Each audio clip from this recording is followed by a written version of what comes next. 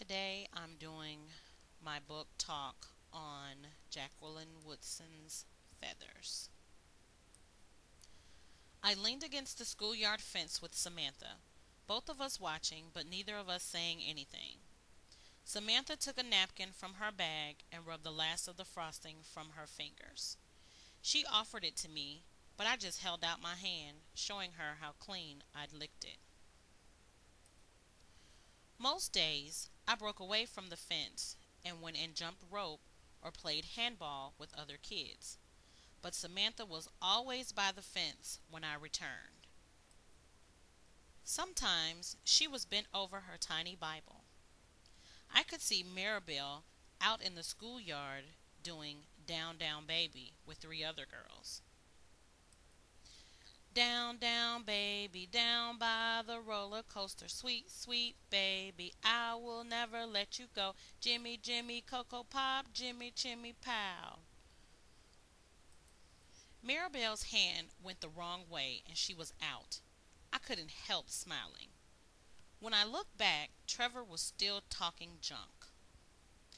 The sign for believed flashed into my head the way Shun signed it, his pointer finger against the side of his head like he's saying, think.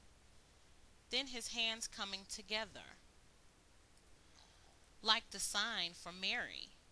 I stood there thinking, for the first time, about how perfect that word was.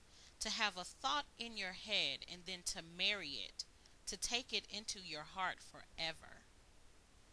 I can't believe Trevor's still messing with that boy, I whispered, hoping I hadn't just made the sign. Sometimes I did that, talked to myself in sign language.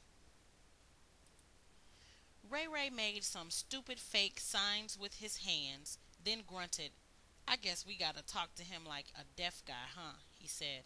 The other boys laughed. But when Ray Ray looked over and saw me watching, he stopped, put his hands in his pockets, and got quiet. The boy just looked up at all of them. Then he did something amazing. He took his hands out of his pocket and signed, No, I'm not deaf. Then he looked over at me and smiled, like he'd known all along I was standing over by the fence, watching him. I looked away real fast, hoping he hadn't seen the surprise on my face. Are those real signs? Samantha asked me, or is he just being jive and faking it? It's real, I said. He's saying he's not deaf, that's all. Well, how does he know that?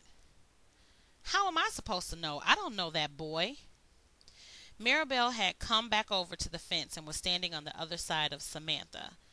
It's not like you have to be a genius or something to know signs, she said. But Samantha looked at the boy like she was seeing something new and magical in him. You look like Jesus, Trevor said. Then he kicked the boy's boot and said, You better learn how to answer a soul brother when they be talking to you, Jesus boy. He does look like Jesus, Samantha said slowly. Kind of, I guess, Maribel said. There used to be this boy at the Casey school who looked just like Michael Jackson, but he couldn't even dance. I rolled my eyes. Maribel Tanks, if you didn't have a neck, your head would just float away. Samantha smiled, but she couldn't take her eyes off the Jesus boy. He was looking down at the ground. After a few minutes, he lifted his head a little bit and stared calmly past everything and everybody, his lips pressed together, his hair lifting up in the wind. I tried to see all the things he was seeing, but all I saw was the highway out past the schoolyard, a tiny dot of an airplane, the sun slipping behind some clouds, and miles of wet, gray sky.